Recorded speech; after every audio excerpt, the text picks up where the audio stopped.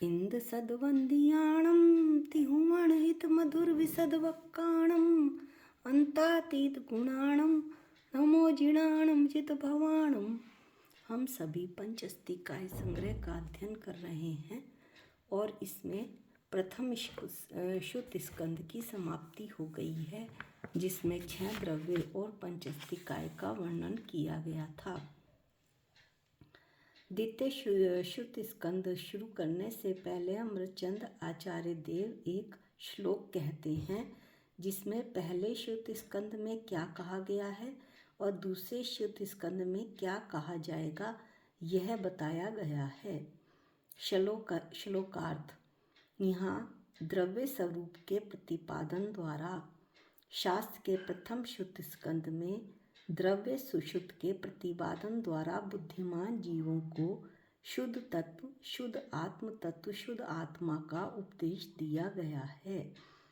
6 द्रव्य पंचस्तिकाय कहकर उसमें से शुद्ध आत्मा का उपदेश दिया गया है। अब पदार्थ भेद द्वारा उपोद्घात करके, यानी कि 9 पदार्थ रूप 6 द्रव्य पंचस्तिकाय के भेद रूप 9 पदार्थ द्वारा प्रारंभ करके मोक्ष मार्ग का वर्णन किया जाता है। अर्थात इस द्वितीय शुद्ध स्कंद में 2 बातें हैं। 6 द्रव्य पंचस्तिकाय के भेद रूप 9 पदार्थ द्वारा किसका वर्णन होगा? मोक्ष मार्ग का वर्णन होगा। अब इस द्वितीय शुद्ध स्कंद में श्रीमद् भगवत कुंद आचार्य देव विरचित गाथा सूत्र प्रारंभ किया जाता है। गाथा 105 पढ़ते हैं। अभिवंदि ऊण सिरसा अपूर्ण भव कारणम महावीरम तेसिम पयथ भंगम मग्गम मुखस्य वोच्छामि। गाथा 105 में अन्वयार्थ में कुंद स्वामी बता रहे हैं कि अपूर्ण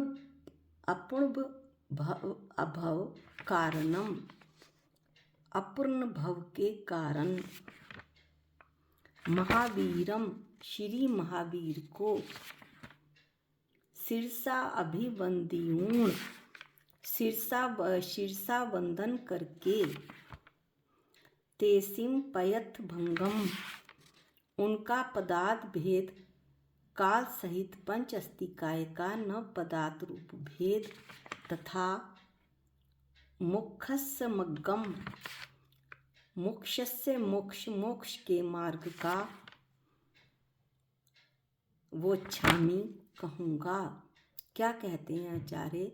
अपुनर्भव के कारण, अपुनर्भव यानी मोक्ष, यानी अब दोबारा श्री महावीर भगवान इस संसार परिभ्रमण में नहीं पड़ेंगे। संसार रूपी चक्र उनका समाप्त हो गया है, मोक्ष हो गया है। ऐसे मोक्ष के कारण श्री महावीर भगवान को सिरसा वंदन करके, सिर झुकाकर वंदना करता हुआ उनका पदार्थ भेद, काल सहित पंचस्तिकाय 9 पदार्थ रूप भेद, 9 पदार्थ रूप भेद तथा मोक्ष का मार्ग कहूँगा। उनका यानी काल सहित पंचस्तिकाय का भेद किस रूप में होगा? 9 पदार्थ रूप भेद होगा। और किसका वर्णन करेंगे आचार्य? मोक्ष के मार्ग का वर्णन करेंगे। यहाँ पर आप जिनेंद्र भगवान महावीर भगवान की स्तुति पूर्वक प्रतिज्ञा है, टीका पाठ करते हैं कि यहाँ पर प्रतिज्ञा भी की है और नमस्कार भी किया है।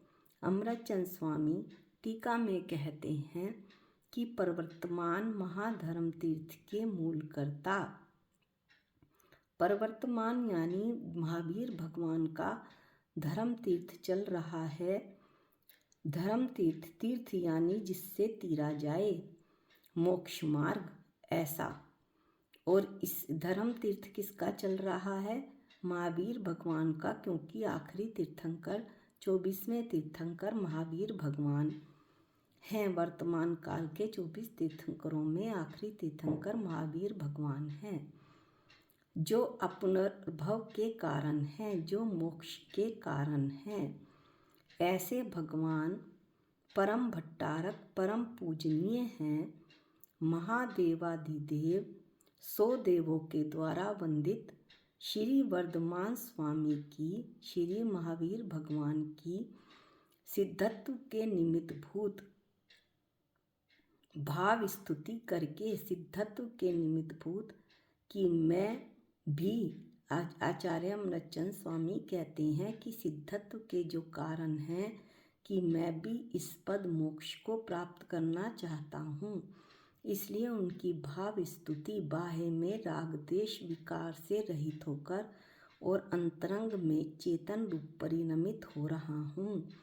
ऐसी उनकी भाव स्तुति करके काल सहित पंच अस्तिकाय का पदार्थ भेद अर्थात 6 द्रव्यों का 9 पदार्थ रूप भेद तथा मोक्ष के मार्ग को कहने की इस गाथा सूत्र में प्रतिज्ञा की गई है।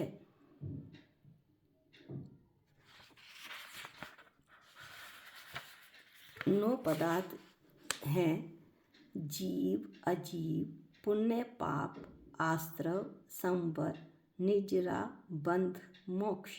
इस प्रकार ये 9 पदार्थ के नाम हैं। इन सब का वर्णन आगे की गाथाओं में होगा।